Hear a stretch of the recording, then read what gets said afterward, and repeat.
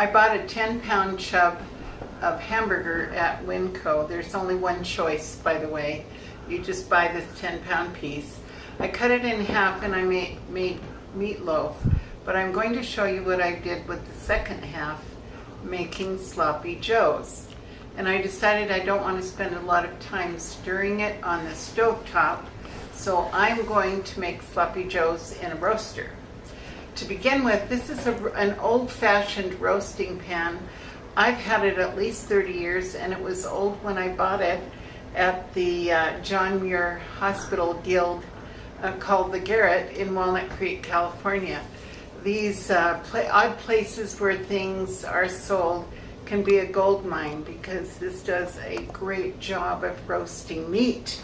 So I will take the lid off, and you can see how easily a half a chub of meat will just practically fall right out of this bag. I'll squeeze from the top and it all just falls out. Imagine opening 5 1-pound packs of hamburger. This is so much simpler if you're going to cook in volume. So that is empty. I'm throwing that away. There was a little bit here on the knife. And so here's the beginnings of my sloppy joe mix. Almost every sloppy joe recipe has bell peppers in them. They can be any color of bell peppers. This happens to be orange. The green ones are the strongest. You can put as much or as little as you'd like in. This is about a half of an orange bell pepper. I also have 3 1/3 cups of ketchup. The secret ingredient in all sloppy joe mix is the ketchup. So I'll just slide that in. And I didn't buy it from a bottle. I got ketchup in bulk. It comes in almost a gallon size. I'd recommend buying that if you make a lot of sloppy joes. They seem to be popular. Now for the spices. We have garlic powder, and we have seasoned salt. It can be regular salt, whatever you choose. 2 tablespoons of each of those. That looks like a lot, but again, remember the amount of meat that we're doing. This calls for 2 1/2 cups of onions. Freeze-dried onions are about this same measure, whether it's freeze-dried or freshly cut. You can use either one. So these happen to be freeze-dried, and they'll work out just beautifully. It calls for 1/4 cup of brown sugar, and you notice I have a slice of bread tucked in here. That was my sister's handy hint, and within one day, almost a full block of brown sugar had softened with just this one slice of bread. So that really is a great hint. Then we have 2 tablespoons of apple cider vinegar. I'm not sure what that does, but it just kind of adds a little bit of tang.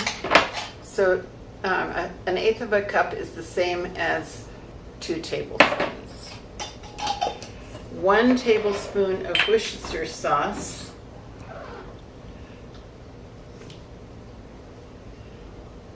We'll finish this up.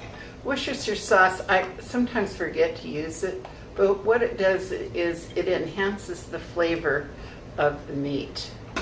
And then, for just a little bit of zing, I told you with the meatloaf that we like just a little bit of spicy flavor, not a lot, but a tablespoon of sriracha. We'll just round that out. And because I want to get every bit of that goodness out of the tablespoon, I'm gonna stir my sriracha into 1 cup of water, which I'm also going to put in here. Now this is going to need some stirring, but it has everything in it that I want the sloppy Joe mix to have.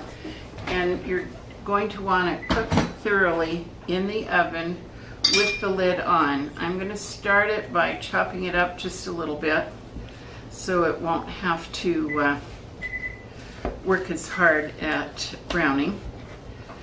And then every once in a while, and I'll write down on the recipe how often I've taken it out. I'll show you one turn, but I'm not going to have you look every time I check this.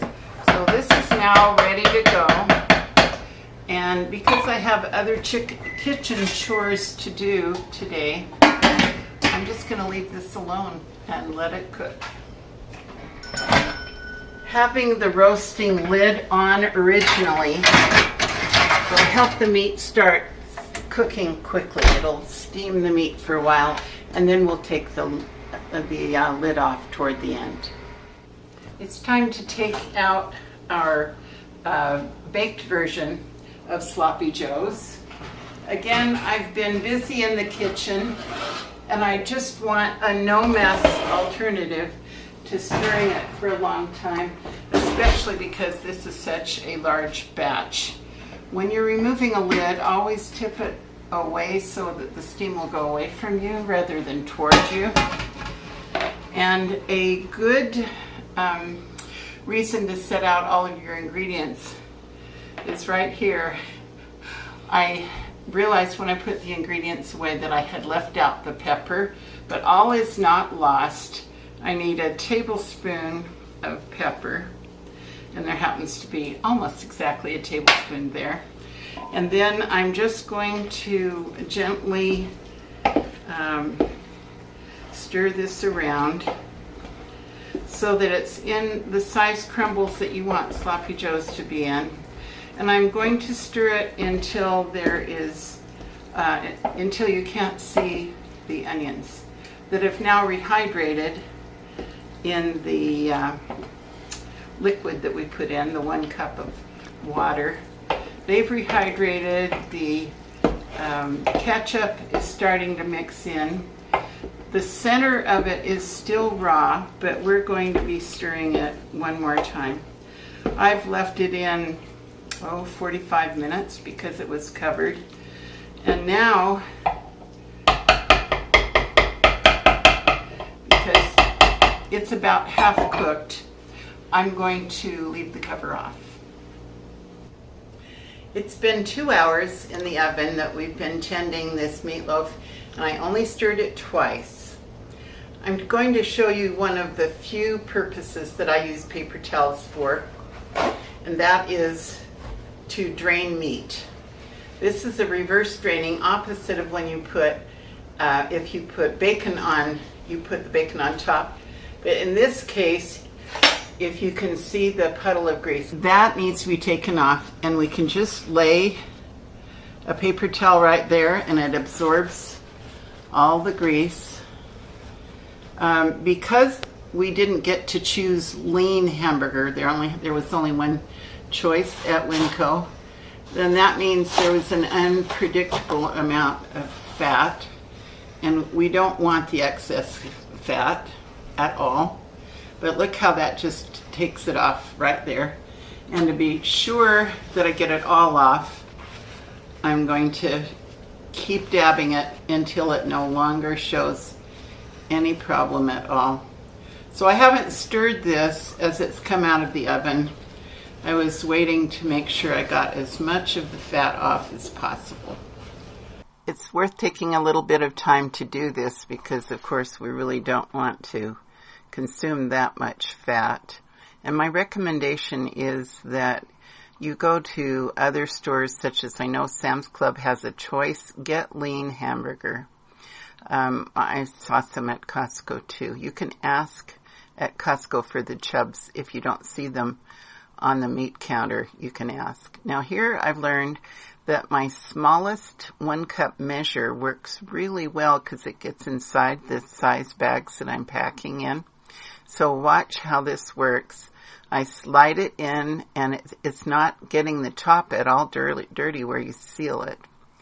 Then after we filled all of those bags, we chilled them overnight before we sealed them. And if that's chilled, it vacuum seals much more easily and you don't have to worry about liquid. So this is our completed batch where they're all sealed.